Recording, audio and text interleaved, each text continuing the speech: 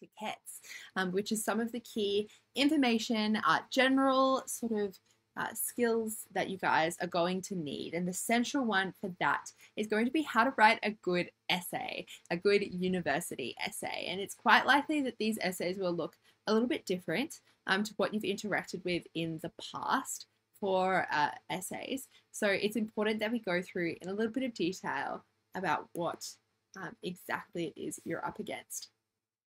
Something super important that I want to flag: in all cases, it is imperative that you follow the advice of your professors, your tutors, and your course coordinators to the exact type of assessment that is being requested of you. They know exactly what they want. They might have specific requirements that I am not privy to, so I can't talk you through in our session today.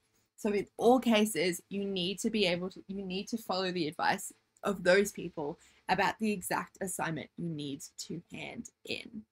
And just like you need to read your task sheets at school, your course pages, directories, and guides will give you the details you need to include in your work.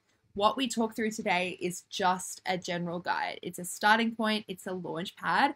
Hopefully there's going to be information here that will elevate your essay writing experience, but you always need to be checking the exact details of your course profiles and your subject notes in order to tell you exactly what the staff are looking for. So the first step when it comes to writing an arts-based essay is to choose your topic.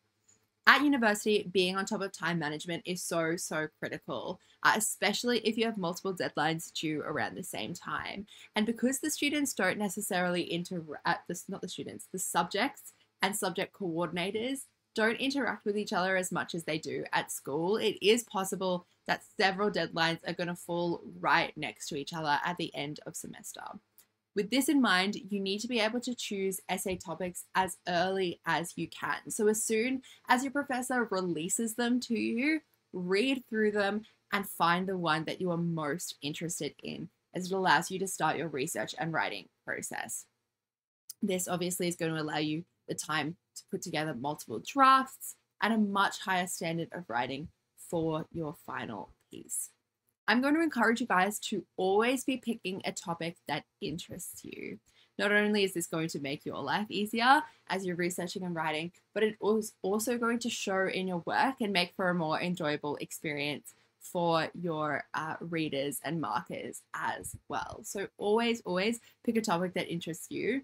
I always say it's much easier to talk about your favorite movie in the whole world than it is to talk about a movie that you've seen half of on a plane flight in the middle of turbulence. So always pick a topic that interests you. It's going to lead to elevated writing. Step number 2 is understanding the task, knowing exactly what is being asked of you. Something that is shockingly common among students of any kind, both at high school and at university, is a pretty rebellious sort of laissez-faire attitude towards instructions. So either students decide that they're not going to read them, or they simply disregard them. My small hint is don't do that. That's how you say not going to actually contribute to your studies in any way, shape, or form, and will most likely result in a failing grade. Please read the exact requirements of the task, the exact instructions, and follow them as you put together your piece. So start by breaking the task down into its component parts. So what are the separate tasks you're asked to do? Okay, I need to identify 5 academic sources. Okay, I need to evaluate critically their pros and cons. Okay, I need to compare 2 of the sources, identifying their similarities and differences, and highlighting why which one is most persuasive. Okay, then I need to write a concluding statement at the end. So you break it down into its component parts. That makes it much easier to attack a task that may seem massive at the start of the semester. You just break it down into smaller chunks and attack those one at a time. Just like you did at high school, go through, highlight keywords, think carefully through exactly what it is asking you to do. If you are confused, go and ask someone for help. Your tutor is absolutely your go-to person for this. Shoot them an email, meet them within office hours, and ask them questions about how you can best approach the task. So there's a little example, little task or topic over here on the right.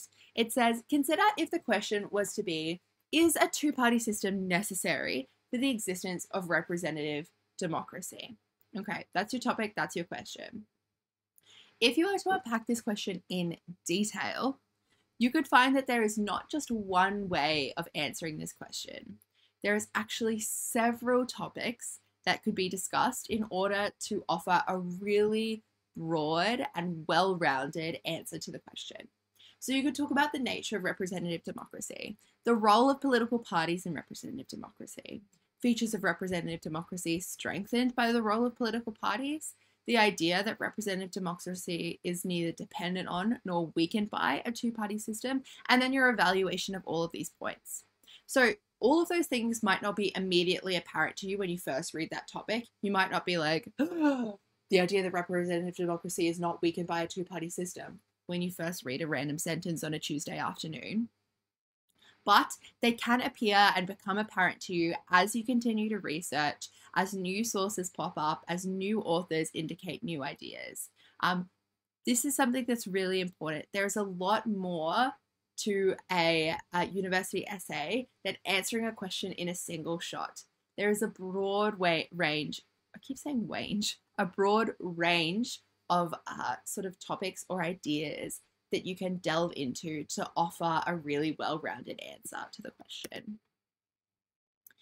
So you can start building your foundational understanding of a topic by going through your notes from lectures and tutes. So obviously you've been taught a lot of content throughout the semester, so go back and utilize it. Make sure you're reviewing, you have a good understanding of the topic at hand, but I would avoid using them as an official source in your actual writing. So I would avoid citing them in your actual piece unless it's been indicated by your professor or your tutor that you are allowed to do so.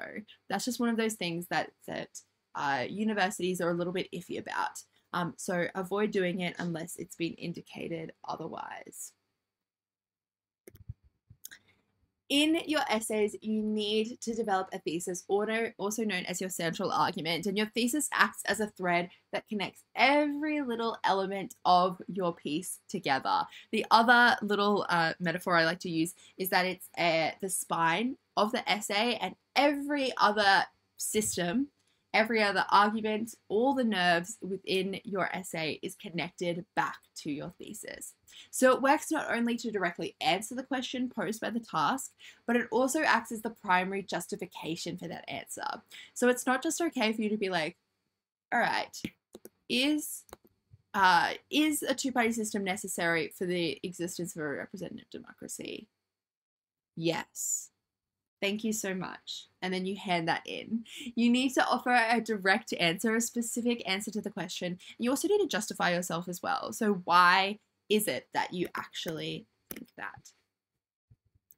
You're required within your essay, not just within arts, but within every discipline across university, to pull information from a range of sources. However, instead of just regurgitating all of that information, you need to be able to explain and critically evaluate the relevance and importance of each of those sources. This means you have to be analytical and not just descriptive.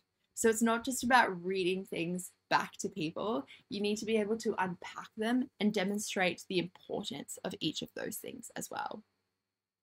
In many cases, it's going to be your job to not just take any source at face value, but to question the assumptions that are being made, to analyze them. Is this true? Is this relevant? What is a counter argument to this? And we're going to be talking about critical thinking a little bit later on. So identify gaps in arguments or the evidence they use and offer alternatives. That is a really key tenet to writing a good essay. A few little things to avoid when it comes to developing your argument. Don't just answer the question with broad assumptions. The response, democracy is desirable, provides no supporting evidence because it's an assertion rather than an actual argument. So you need to be able to justify your response with evidence and authoritative sources as well. Don't answer a question using a single viewpoint or a simple yes or no response. It is so important that you're incorporating a well-rounded approach with various perspectives. So I talked about earlier, if you're a straight white woman, don't just be reading things from straight white women. You need to be incorporating diverse voices. It's going to give your argument the best chance of being well-rounded. You also need to be incorporating counter arguments as well. So you offer an argument, offer a counter argument, and you also might choose to say that why that counter argument is not as relevant or is not as persuasive as yours. You also need to bring all of these together to a conclusion at the end of the day as well, as to which position or positions you find most persuasive and why. So important. So that's something that definitely stands out as a little bit different to your traditional high school essay. So that is something that is important to be keeping in mind. Why is it that you find this argument the most persuasive? What about it is different to others?